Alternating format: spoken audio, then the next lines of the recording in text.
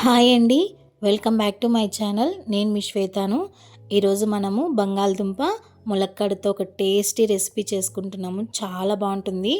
అన్నము చపాతి ఎలాగైనా చాలా బాగుంటుందండి. ఒక్కసారి మీరు కూడా ఇలా ట్రై చేయండి.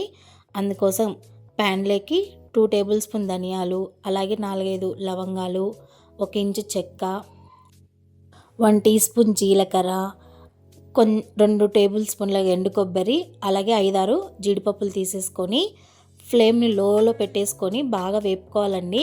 మంచి క్రిస్పీగా అయ్యేంత వరకు మంచిగా వేపుకున్నాక వీటిని పూర్తిగా చల్లారిపోనిచ్చి మిక్సర్ జార్లోకి తీసుకోవాలండి. ఈ విధంగా తీసుకున్న వాటిని మెత్తటి పౌడర్లా చేసుకొని మనం పక్కన పెట్టుకోవాలి. ఈ విధంగా మొత్తం మెత్తటి పౌడర్లా చేసుకొని పక్కన పెట్టుకోవాలి.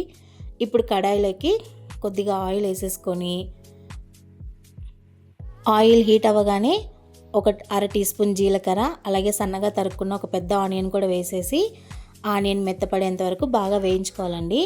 ఇప్పుడు ఇందులోకి 1 టీ స్పూన్ అంత అల్లం వెల్లుల్లి పేస్ట్ కూడా వేసేసుకొని పచ్చివాసన పోయేంత వరకు బాగా వేపుకోవాలి. ఇప్పుడు ఇందులోకి సన్నగా తరుక్కున్న 2 టమాటాలని కూడా వేసేసి టమాటాలని కూడా కొద్దిగా వేపుకోవాలి. ఇప్పుడు ఇందులోకి పెద్ద ఉల్లగడ్డల్ని 2 కట్ చేసుకొని వేసుకున్నాను. అలాగే 2 ములక్కాడలన్నీ ఈ విధంగా కట్ చేసుకొని వేసుకొని కొద్దిగా ఉప్పు పసుపు వేసేసి వీటిని బాగా ఒక 5 నిమిషాలు బాగా హై ఫ్లేమ్లో బాగా వేపుకోవాలండి.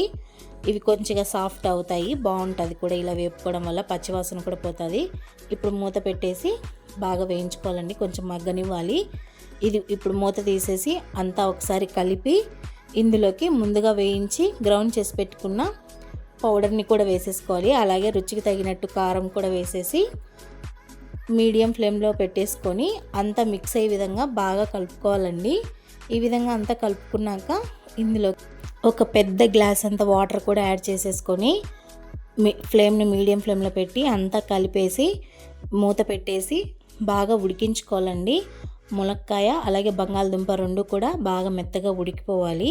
ఈ విధంగా మూత పెట్టేసి అంతా ఉడికిన తర్వాత మూత తీసేసి ఒకసారి చూసేసుకొని అంతా కలిపి ఇప్పుడు ఇందులోకి సన్నగా తరుక్కున్న కొత్తిమీర కూడా వేసేసి కలుపుకుంటే ఎంతో రుచికరమైన బంగాళదుంప ములక్కాడ కర్రీ రెడీ అవుతుందండి. చాలా బాగుంటుంది. మీరు కూడా ట్రై చేయండి.